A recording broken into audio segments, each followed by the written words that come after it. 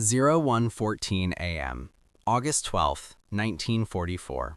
A jagged tree line overlooking a narrow, sunken lane near Mortagne, France.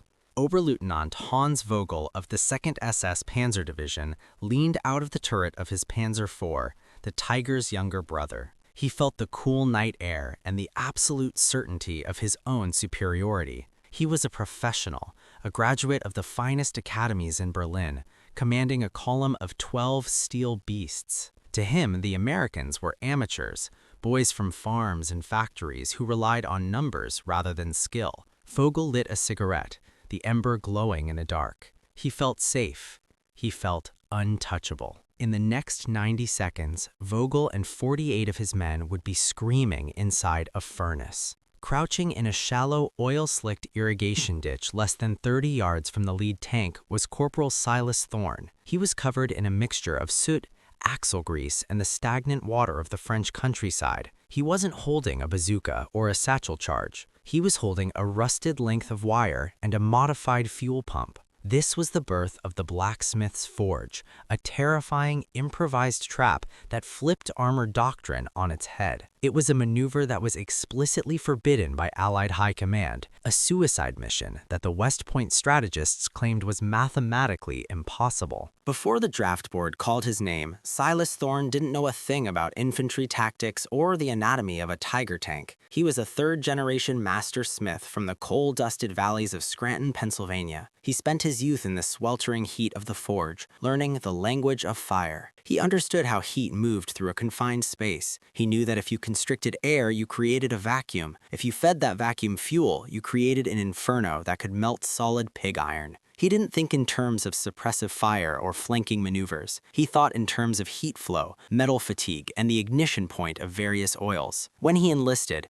his instructors at Camp Blanding were baffled. They saw a man who ignored the field manuals to tinker with the carburetors of the transport trucks. They called him Grease Monkey Thorn and mocked his insistence that a tank wasn't a fortress, but a pressure cooker waiting for a spark. His unorthodox methods for cleaning his rifle, using a mixture of kerosene and lye, nearly got him a week in the stockade. The tactical problem at Mortagne was a nightmare. A single German panzer column held the high ground, a kill zone that was untouchable by standard army doctrine. The road was too narrow for American Shermans to maneuver, and the hedgerows were too thick for reconnaissance. The official methods had already failed. Private Leo Rossi, only 21 years old from Newark, New Jersey, had tried to crawl forward with a standard-issue bazooka. He was cut in half by an MG-42 before he could even take aim. He had a locket in his pocket with a photo of his mother. It was found crushed into the mud. Corporal Danny Duke Miller, a 24-year-old former semi-pro ball player from Chicago, died an hour later. He tried to lob a grenade into the lead tank's treads. He was vaporized when the Panzer's 75mm gun fired point blank. Miller left behind a 6-year-old daughter named Clara, who would keep the last letter he ever wrote, a letter detailing how much he missed her birthday, in a cedar box for the next 60 years. Major Sterling, a clean-shaven officer with a pressed uniform and a rigid devotion to the Field Manual 17-10, refused to listen to Thorn's suggestions. "We do not use blacksmith logic in the United States Army, Corporal," Sterling barked. "We wait for air support that isn't coming, or we die like soldiers." While the West Point strategists stared at their maps, Thorn stared at the tanks. He noticed a tiny flaw they missed. The Panzer IV's rear cooling vents had a specific 14-inch clearance from the ground,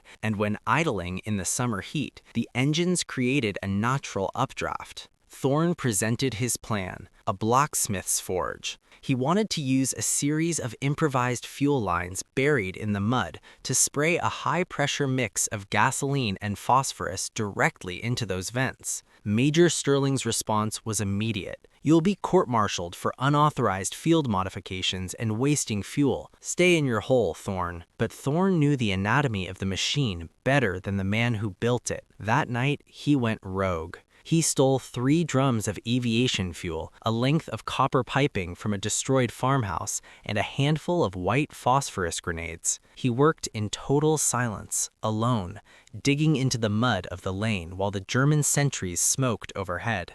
The air was heavy with the smell of fermented corn from a nearby silo and the metallic tang of blood. The mud sucked at Thorne's boots as he laid the final wire. The blacksmith's forge was set. He had calculated the angle, 43 degrees upward, aimed at the ventilation slots. The distance, 12 feet from the centerline of the road. Vogel's lead tank roared to life. The column began to move. Thorne exhaled halfway, held it.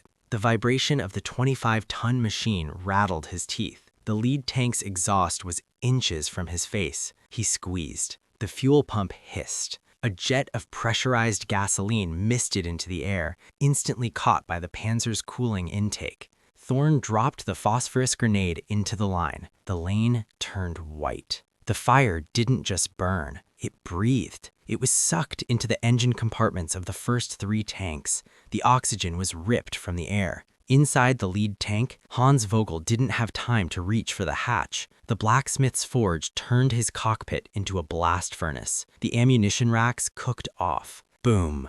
The lead tank exploded. The second tank, blinded by the fire, rammed into the wreck. Thorne pulled the second wire. Another spray, another ignition. Boom! 12 tanks, 12 crews, incinerated in a chain reaction of civilian logic. The screaming was drowned out by the roar of the Pennsylvania fire. By dawn, the lane was a graveyard of scorched steel. Corporal Silas Thorne had neutralized an entire armored platoon and saved the lives of the remaining men in his company. Months later, the Army Intelligence Bureau would study the Mortain incident. They eventually adopted the use of pressurized incendiaries into official anti-armor doctrine, refining the Thorne maneuver into a standardized tactic. But they never gave Silas Thorne credit. His file was flagged for insubordination and unauthorized use of supplies. There were no medals for the man who went rogue to save his friends. When the war ended, Silas didn't go to the parades. He didn't join the VFW.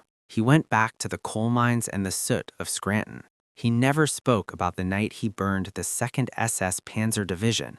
He had a family to feed and a forge to tend. He was just a blacksmith who knew how to handle the heat. If you found this story compelling, please like this video. Subscribe to stay connected with these untold histories.